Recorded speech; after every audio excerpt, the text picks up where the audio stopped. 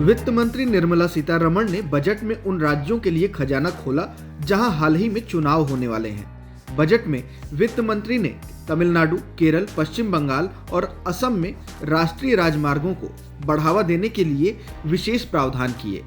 हालांकि ध्यान देने वाली बात यह है कि बजट में बंगाल से ज्यादा तमिलनाडु के लिए धन आवंटित किया गया है।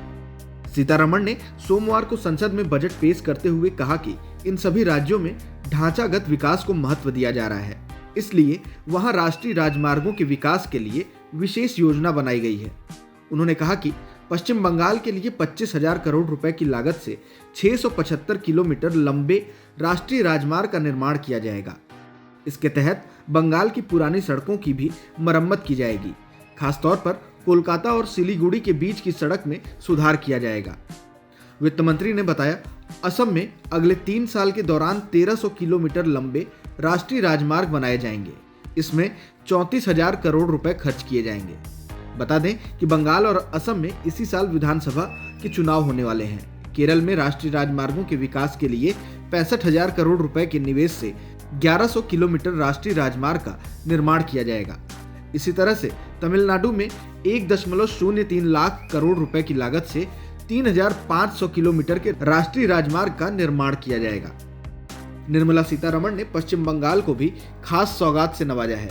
कोलकाता सिलीगुड़ी के लिए भी नेशनल हाईवे प्रोजेक्ट का ऐलान किया गया है। 25,000 करोड़ रुपए खर्च कर हजारों किलोमीटर हाईवे बनाए जाएंगे।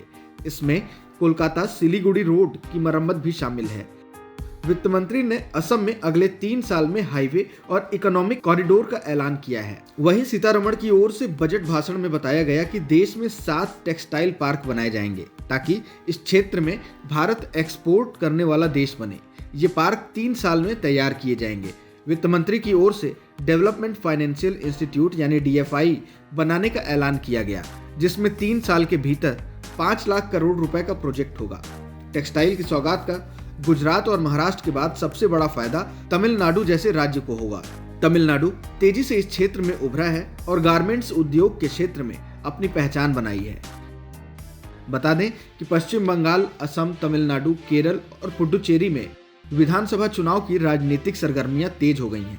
असम में बीजेपी और असम गण परिषद के गठबंधन की सरकार है, जिसमें मुख्यमंत्री सर्बानंद सोनोवाल हैं। पश्चिम बंगाल में TMC की सरकार है और ममता बनर्जी मुख्यमंत्री हैं।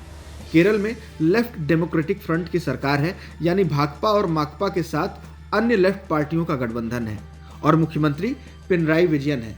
तमिलनाडु में ई पलानीस्वामी CM है और AIADMK की सत्ता है।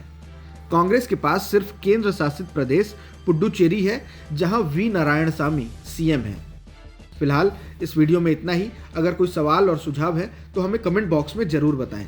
देश और दुनिया की ताज़ा तरीन खबरों की अपडेट्स के लिए हमारे चैनल लोकमत हिंदी को सब्सक्राइब करना ना भूलें। अगर आप ये वीडियो फेसबुक पर देख रहे हैं तो हमारे पेज को फॉलो जरूर कर लीजिए।